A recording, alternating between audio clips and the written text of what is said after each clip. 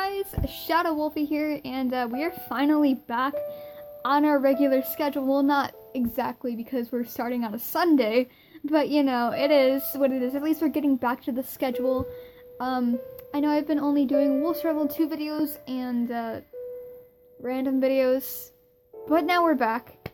I plan to complete this series today, hopefully. I don't know, no promises, but my explanation for being gone is, number one, yesterday I didn't upload because, well, a lot was going on. Yeah. It's not like I was busy or anything, because trust me, I wasn't. Just a lot of things were going on. I also completed my goal yesterday, which was to complete a story that I've been working on for over a year, so that's great. I'm in the process of editing. I cannot speak for the life of me. I'm in the process of editing that story, so it's gonna turn out fabulous. No. Okay, but yeah, I guess explanations, man, they're great. So now that the whole week of my 900 subscriber special thing is over, we're getting back into the regular schedule of things, and I plan to not take a break for a long time, because that week of not really uploading anything was like my week of taking a break, which is so wrong for me. I usually don't take breaks. I'm such a workaholic. I cannot speak again. I'm such a workaholic. It's crazy. I don't abandon my hobbies like YouTube. So yeah.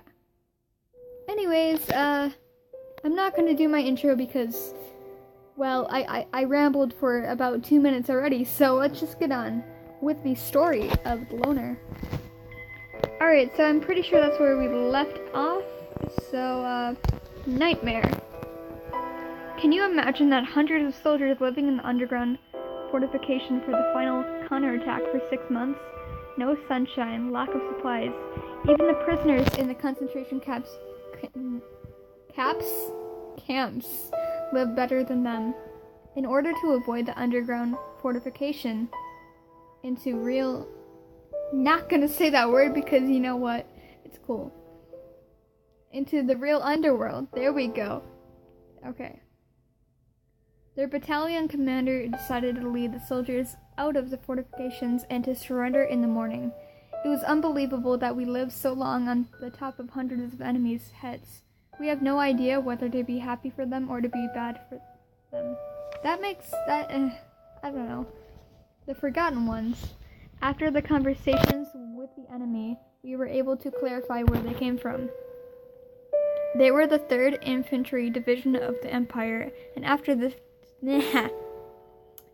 defeat at Sirwell, their commander began a scapegoat who was brought back to military trials in his own country. Their new commander, the famous romantic Baron, went missing after the order was given. I cannot feel angry anymore. I'm sorry. I'm getting into the swing of reading again. I can do nothing but try my best to take care of them, to make them wait for the end of the war patiently and quietly. God, please end everything and let people who were away from home for a long time for their sake. Writer, children, mother. We were sent to the Oasis concentration camp. Okay, so this is from Alma, I'm guessing. At the door of the camp, civilians were classified according to gender, while the soldiers were taken away. I encountered with the writer Brody with his 3-year-old son. He told me that children were sent to the women's prisoner camp, and if the mother of the child was not there, the child would be taken away. Oh gee, that's sad. That is really sad. He asked me to pretend as Joshua's mother. I agreed. I talked to him about the story of me and Loner. He said that Us could appear in his next novel. Even as a captive, he still insists on conceiving his novels, and I should also be strong. Okay. On the sea. We are sailing on a ship, counting the number of meals I have received so far. I thought I had been in this dark cabin for 5 days. I met Brody here, and he was very grateful for my taking care of Joshua. He looked skinny, which made me just thought that male prisoners have to do a lot of work there. We are sailing over some seriously rough waters, and I can hear the waves beating the hull loudly. The extra bumpiness of the vessel was making more people seasick.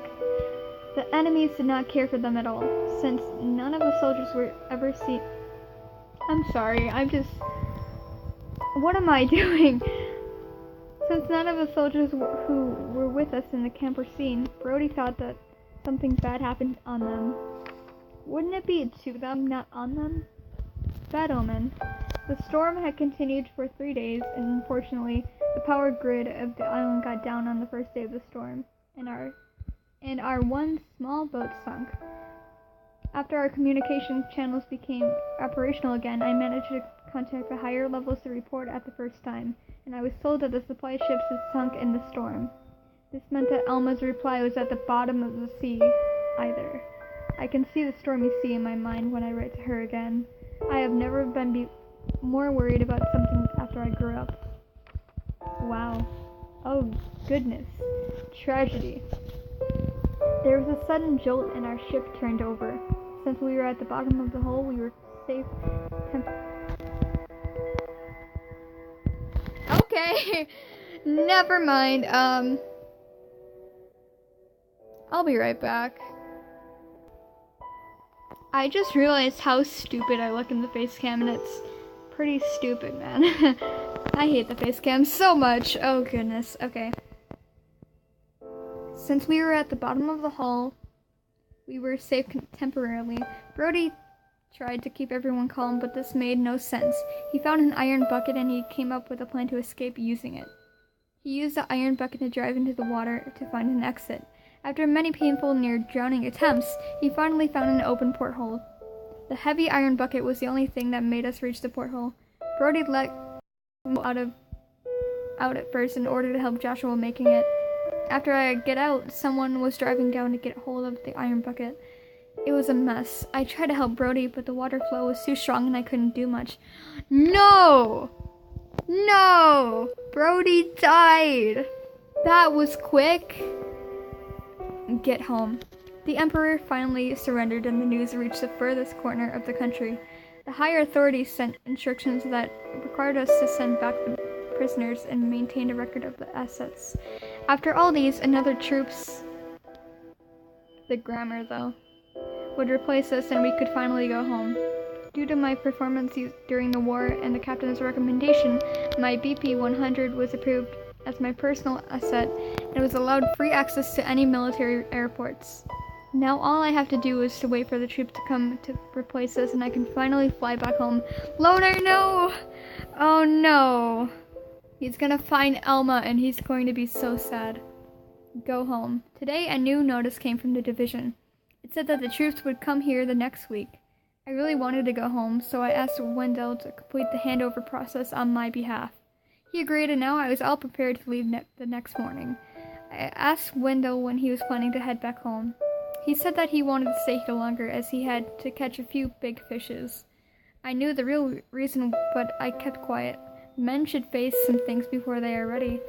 That is true. A lot of people, especially men, have to learn lessons before they can move on and, in this case, go back home. Okay, anyway, where are you? Alma was missing. I had no idea that I would hear this happen when I was back. Robert told me that he had heard the sound of the fight, and he planned to escape from the tunnel, but Alma insisted on holding it back. They crawled for a short time and the explosion occurred on the ground. Then they heard Todd's crying. Given the tunnel was too narrow... No. Robert could not check what happened at back. Old Nord pointed out that as the earth was too weak. Ah, snap, no! No! The tunnel may continue to collapse, and he dragged Todd out of the tunnel. When they got out of the tunnel and returned back to the house, they found that the enemy had escaped and Alma was nowhere to be found. Robert dug that tunnel again, but he couldn't find Alma. I told you! Loner, why did you not listen to me? You should have trusted me. Why? People never trust me, and that's their faults. When people don't trust me, they usually... something happens, and then I'm like, why didn't you trust me, man? Okay, I'm easy to trust. I'm trustworthy, people. I'm sorry. We're gonna continue reading this, because, yeah, why not? Never give up. I guess Alma was captured by the enemy, given that Robert could not find her in the neighboring towns. After requesting General Kyle and the captain to find some information, I visited all troops and governments around I cannot speak! to hunt some clues. Cues were rarely used because many civilians were captured without record. However, one clue had come to my notice. There was a large captive transfer in the Oasis concentration camp before the Empire was defeated. Unfortunately, relevant information was destroyed. I would find you. I look so stupid in the camera. Why? I was more and more regretting about what I did after the great victory of Yonkers. Alma would not be That makes no sense. Would not be disappeared if I applied for a transfer to the troops near my hometown. In desperation, General Kyle has informed me that the Empire had grouped all of our prisoners along the border of Cindy and they were ready to refer to us. I contacted the Wendell, who is serving under the Ministry of Foreign Affairs, and